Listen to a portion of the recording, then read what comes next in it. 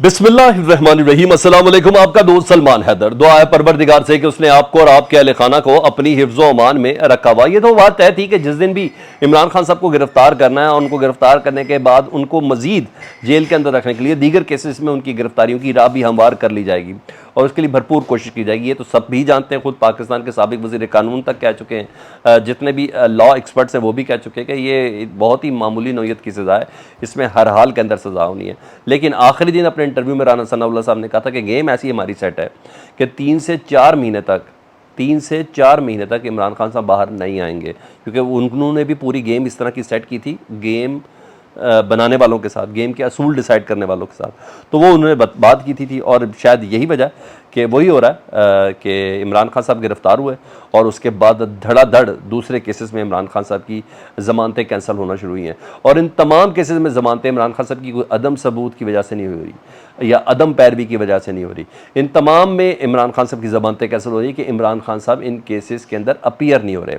मैं यही बोलूँगा, अक्ल के अंधे नहीं, अक्ल के बीना लोग, आजकल बिल्कुल टर्म चेंज हो चुकी है ना यार। एक शख्स है ही रियासत की कस्टडी में, एक शख्स है ही गिरफ्तार, तो फिर उसकी ये तो अदालत का हुक्म है ना कि वो पुलिस को हुक्म दे कि जुडिशल कमीशन वाले केस में हमले के अंदर आ जाएं, अलकादिर केस के अंदर इमरान खान साहब को पेश करें, तो वो हुकूमत ने करना है। वैसे तो घर ठोक देते हैं आप उनका, वैसे तो घर पे बिल्डोज़र भी चढ़ा देते हैं, वैसे तो वो बाहर है और उनके बेडरूम के अंदर से चीज़ें भी उठा के ले जाते हैं, वैसे तो हर तरीके से बदतमीज़ी करती है रियासत। तो मुझे नहीं समझ आई, क्योंकि वजह मुझे समझ तो बहुत सी चीज़ों की है। हाँ, मैं आपको कोशिश भी करता हूँ कि मैं समझा दूँ। तो मुझे ये नहीं समझ आ रही कि कर क्या रहे हैं। आप ही की कस्टडी में, आप ही प्रोड्यूस नहीं कर रहे, आप ही उस बंदे की ज़मानतें कैंसिल कर रहे हैं। तीसरा मुकदमा हो गया जी। पहले ज़मानत खारिज हुई अलकादर केस में जी, कि इमरान खान साहब पेश नहीं हुए। फिर सानिया मई के 7 मुकदमात हैं लाहौर के जी, उसमें इमरान खान साहब पेश नहीं हुए, जिसमें इमरान खान साहब जब थे बाहर तो इमरान खान साहब पेश हुए थे JIT के अंदर, जिसकी खबर लीक की गई थी कि इमरान खान साहब ने सैनी JIT के लोगों को ही कह दिया तुम्हारी ऐसी की तैसी। ठीक है, अब जुडिशल कॉम्प्लेक्स हंगामा रहा, जिसके मुतालिक इमरान खान साहब कहता है कि मुझे मारने की जो तीसरी कोशिश थी वो जुडिशल कॉम्प्लेक्स के अंदर थी, जिस वक्त इमरान खान साहब की गाड़ी पे पथराव शथराव भी हुआ था, वो जज साहब भी थे, यही तोशाखाना वाला ही केस था। तो जुडिशल कॉम्प्लेक्स में ना हंगामा राय की दहशतगर्दी के केस में भी उनकी ज़मानत खारिज कर दी गई है कि इमरान खान साहब इधर पेश नहीं हुआ। तो 100 केसेस का एक अंबार है, ज़मानतें खारिज हो रही हैं, तासुर भी पता चल रहा है मुकम्मल तौर पर, डायरेक्शन भी पता चल रहा है कि पुरानी तनख्वाह पर नए लोग जो भी आए हैं वो पुराने लोगों की ही पैरवी कर रहे हैं और करेंगे। और इमरान खान तोशाखाना केस में ज़मानत तो उनको मिल जाएगी। जिस तरह इस्लामाबाद हाई कोर्ट बिहेव कर रहा है इमरान खान साहब की सज़ा मअतली के हवाले से, उस दरख्वास्त को ही नहीं सुन रहा। ना करें आप सज़ा मअतल, दरख्वास्त तो सुने ताकि कोई फैसला दे तो आगे सुप्रीम कोर्ट जाया जा सके। जानबूझ के चीज़ लेट की जा रही कि किसी तरह 15 सितंबर 14 सितंबर गुजर जाए और चीफ जस्टिस उमरता बंदयाल साहब चले जाएँ, फिर जब काजी फाजी साहब आएँ तो फिर नए तरीके से मूड और मोड दोनों डिसाइड किए जाएँ और फिर उसके अलावा से चले जाएँ। तो ये सारी चीज़ें बहुत अच्छे से स्टेप अप्स हैं।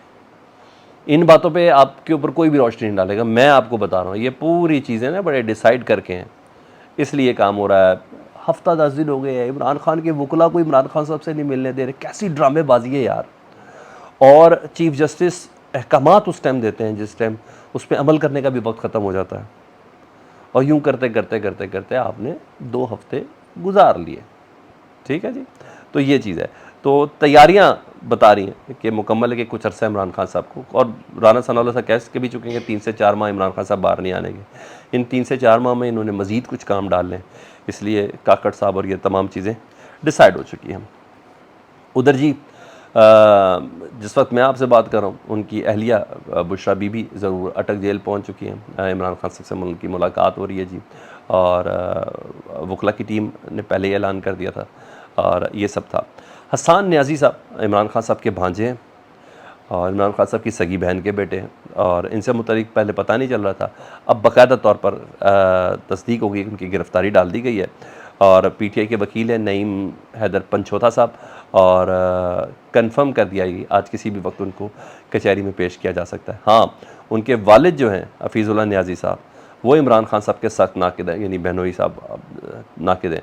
इन्होंने एकदम से अपनी लाइन बदली है, और बेटे की मोहब्बत में बड़ी बड़ी लाइनें उड़ जाती हैं, तो बदलने की बात कर रहे हैं ना, बदलिए। इन्होंने कहा कि इमरान खान दौर के में इन्होंने एक ट्वीट किया था बड़ा मशहूर ज़माना ना, इन्होंने इमरान खान के दौर में कहा था कि इमरान खान का इंतकामी दौर है, इससे बचना शरन जायज़ है। ठीक है, हर चीज़ उन्होंने जायज़ कर दी थी इमरान खान साहब से बचने के लिए।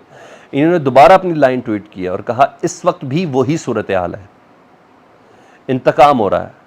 परसों तक नहीं, जब तक बेटा गिरफ्तार नहीं हुआ था, इंतकाम हो रहा है। आर्टिकल 10A की खिलाफ वर्जी हो रही है और इस निज़ाम से बचना भागना बिल्कुल शरन जायज़ है। वो कहते हैं कि आज मैं अपना मौक़िफ़ दोहरा रहा हूँ, मतलब बेटे की मोहब्बत ने उन्हें असूल पर लाकर खड़ा कर दिया। तो ये सब होता सर। हफीज़ुल्लाह सर बेबस बाप है, कोई शक नहीं, बोलने में कुछ भी नहीं जाता सर। कॉल और फेल में यही तो फ़र्क है। कॉल में जाता कुछ नहीं है, कहिए जाओ नसीहतें जितनी करनी है, दिए जाओ भाषण जितने देने हैं। फेल में जाता है, वक्त जाता है, पैसा जाता है, सोच जाती है, बहुत कुछ जाता है। अब फेल का वक्त है हफीज़ुल्लाह नियाज़ी साहब का, तो उन्होंने पिछली लाइन दोबारा पकड़ ली, अब असूल पे आके खड़े हो गए। तो यहाँ तो है। दूसरा शमशाम बुखारी साहब, अभी उनकी 3-4 दिन पहले एक ऑडियो आई थी, बाकायदा गवर्नमेंट ने जाते जाते रिलीज़ की थी और फिर उस पर पूरी प्रेस कॉन्फ्रेंसेस डिसाइड हुई, फिर प्राइम टाइम डिसाइड हुआ, पूरा गाइडलाइन करके। इसमें तो कोई मसला नहीं है, इस मैं कोई हैरानगी वाली बात आपसे कर नहीं रहा हूँ। तो 9 मई की प्लानिंग के हवाले से वो बात कर रहे शमशाम बुखारी साहब। मैं अभी भी उसको मुबैना बोलूँगा। तो इमरान खान साहब को उसका मुर्द इल्ज़ाम, मुराद सईद को मुर्द इल्ज़ाम, ये सब चीज़ें ठहरा रहे थे ना। तो अब उसका नतीजा आ गया उस ऑडियो का ना, वो भी सारी कटन रेजिंग, अगले पिछले जुमले सारे मिला के, तो नतीजा आ गया जी। शमशाम बुखारी उधर पहुंच गए जहां के लिए उनको उनका टारगेट फिक्स था, उनके लिए टारगेट फिक्स किया गया था जी। पाकिस्तान इस्तेहकाम पार्टी, JKT पार्टी, जिसको इस्टेब्लिशमेंट की पार्टी भी कहते हैं, उनसे मुतल्लिक है कि जी अलीम खान साहब से उनकी मुलाकात हो गई है और अब शमशाम बुखारी ने बाकायदा साने 9 मई की मजम्मत। यार ये क्या तरीका है?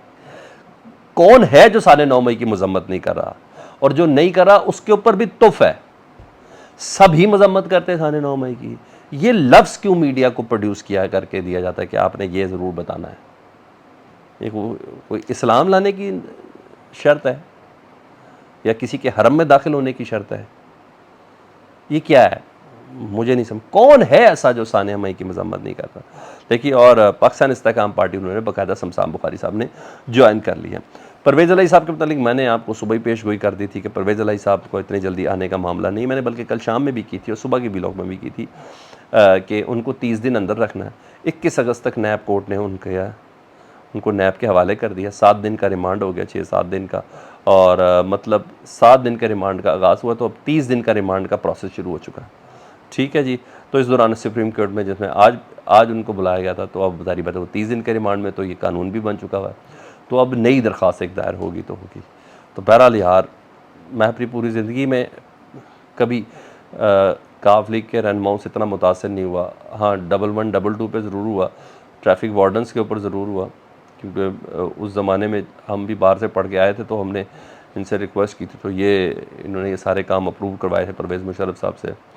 तो मगर असूलों के ऊपर बड़ी बात है इस उम्र में जाके खड़ा होना, जहाँ बड़े बड़े जवान नहीं खड़े हो सके, या बागे में या मफरूर हैं। तो ये सब बड़ी बात है, परवेज़ अप्रिशिएट करना चाहिए।